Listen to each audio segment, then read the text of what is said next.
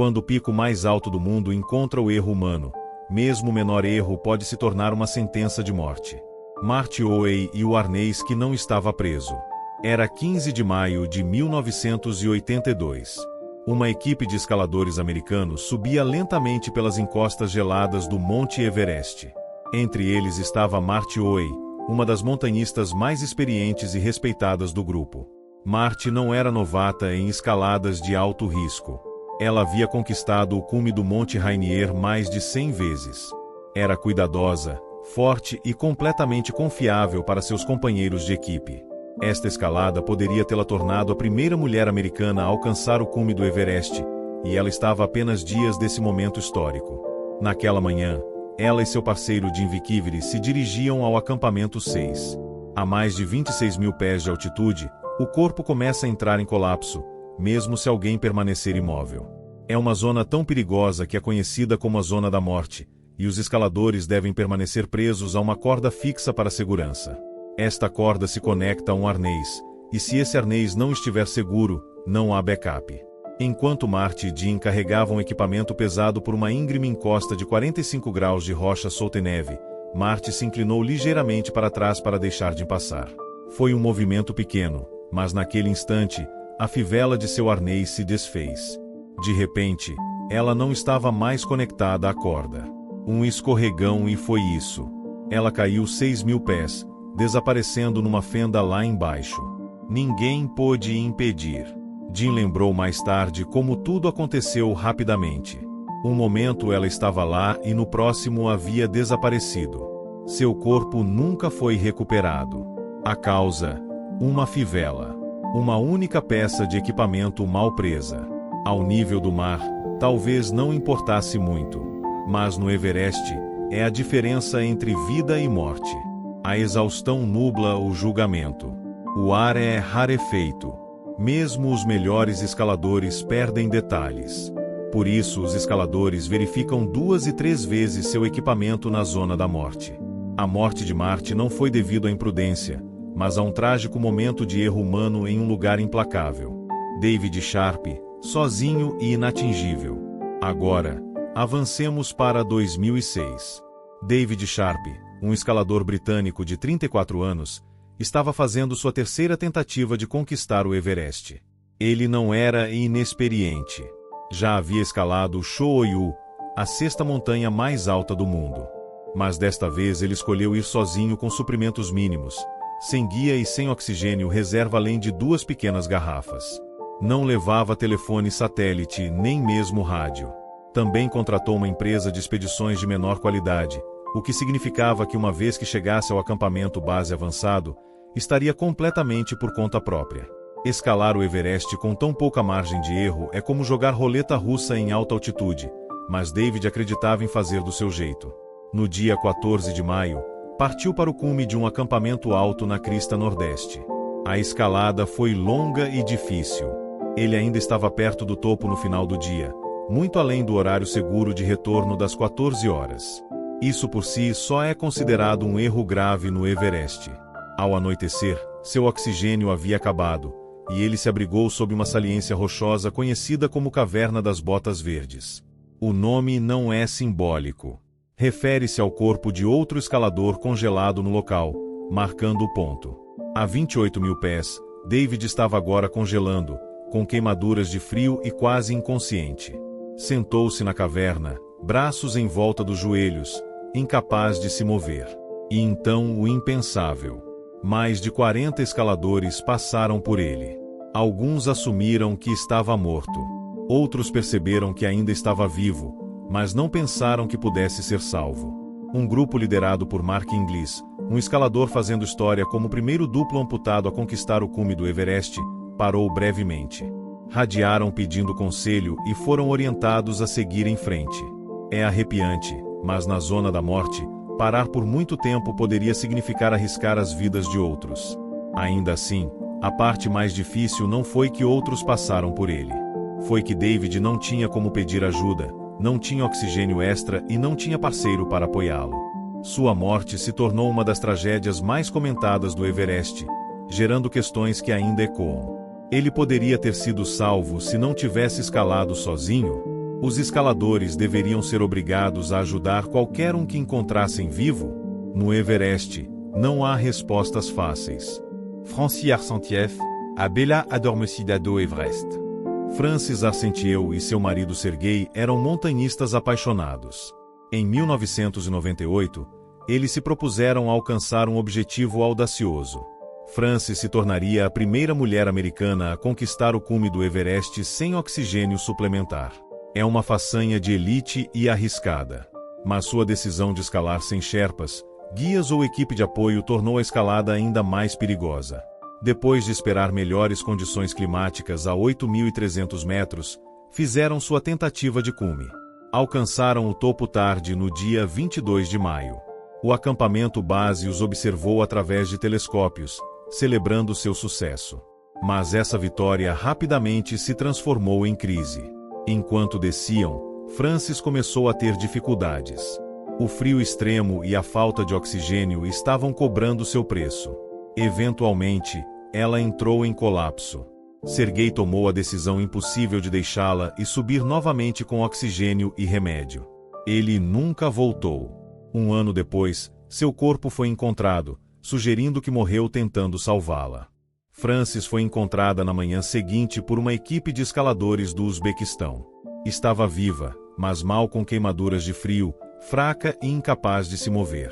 Deram-lhe oxigênio e tentaram ajudar, mas sem equipamento para carregá-la, tiveram que seguir em frente. No dia seguinte, 2 escaladores mais, Ian Vodal e Cathy O'Dowd, a alcançaram.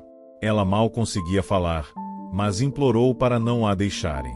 Eles ficaram o máximo que puderam, mas eventualmente tiveram que ir. Francis morreu ali aos 40 anos.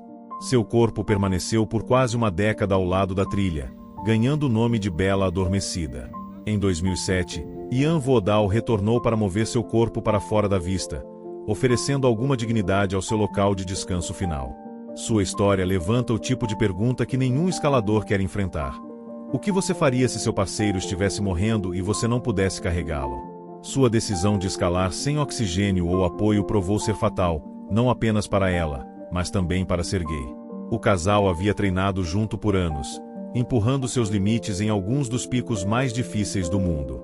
Francis já havia se estabelecido como uma escaladora determinada. Mas este objetivo, o Everest sem oxigênio, era o teste definitivo. Em alta altitude, mesmo o movimento básico se torna uma tarefa monumental e a tomada de decisões se torna lenta e arriscada. Quando começaram sua descida, tanto Francis quanto Sergei estavam esgotados, seus corpos empurrados muito além dos limites normais. Testemunhas descreveram mais tarde Francis sentada imóvel, mal conseguindo manter os olhos abertos, cercada pela brancura implacável da zona da morte. Suas horas finais foram marcadas por sofrimento intenso, mas também pela coragem silenciosa de 2 escaladores que permaneceram ao seu lado quando poucos outros teriam feito. A tragédia de Francis não está apenas em como ela morreu, mas em quão perto chegou de sobreviver. Vitor Negretti, empurrando os limites sozinho. O escalador brasileiro Vitor Negretti já havia provado o cume do Everest em 2005 usando oxigênio.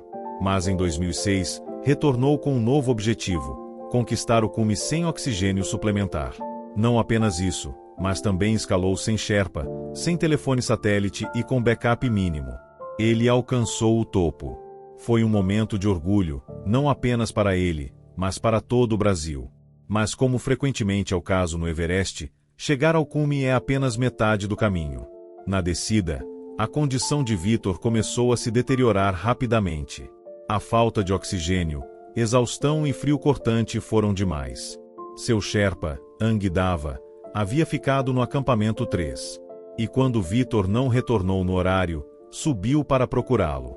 Eventualmente o encontrou, mas naquele momento Vitor estava perto do colapso.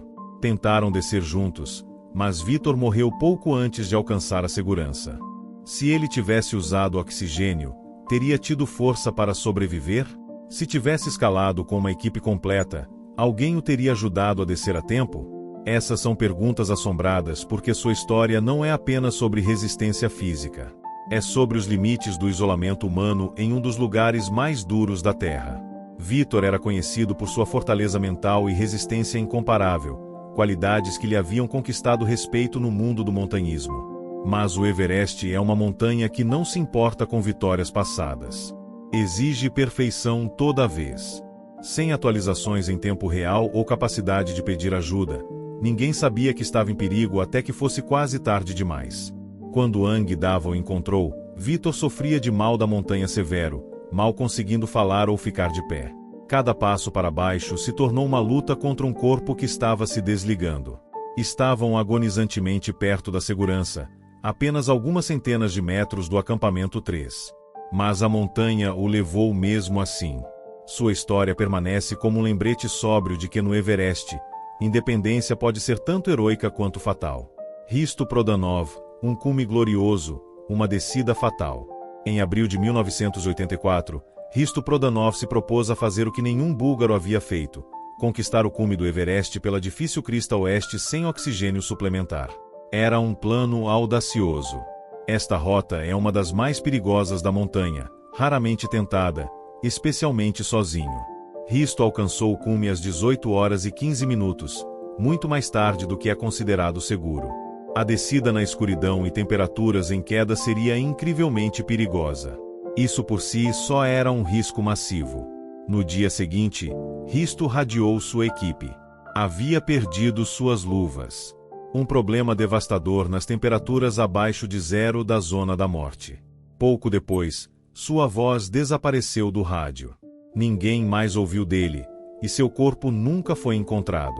O que tornou a escalada de Hristo tão trágica foi que ele havia feito tudo certo na subida. Mas escalar sozinho em abril, quando o clima é mais volátil, e descer após o anoitecer foram uma série de decisões que juntas se tornaram mortais. Sua conquista foi monumental. A primeira pessoa a conquistar o cume do Everest pela crista oeste sem oxigênio e o primeiro búlgaro a ficar no teto do mundo. Em casa, a notícia de sua ascensão foi celebrada como um triunfo nacional. Mas conforme as horas passavam sem sinais de seu retorno, essa celebração se transformou em medo crescente. Suas transmissões finais de rádio foram fracas e arrastadas, provavelmente um sinal da falta de oxigênio e temperaturas congelantes tomando o controle. Alguns especialistas especularam mais tarde que, sem luvas, Hristo teria perdido a capacidade de usar suas mãos, tornando a descida quase impossível. No final, não foi apenas a escalada que o testou. Foi a descida que exigiu tudo, e o Everest levou tudo. O Monte Everest não é apenas o ponto mais alto da Terra. É um lugar onde cada decisão importa. De arneses esquecidos a ascensões de cume atrasadas, escalada solo a planos inadequados de oxigênio, a margem de erro é dolorosamente pequena. S. Escalador, Marty Huy, David Sharp, Franciar Santieff, Vitor Negrete Hristo Prodanov, Eram Habilidoso, Experiente Apexonado. Mas suas histórias mostram que mesmo os melhores podem cometer erros quando as apostas estão nas alturas. O Everest sempre estará lá tentando aventureiros. Mas o sucesso não é medido apenas por alcançar o cume. É medido por voltar vivo. A montanha não perdoa e não esquece. No Everest, chegar ao topo é opcional, mas descer é obrigatório.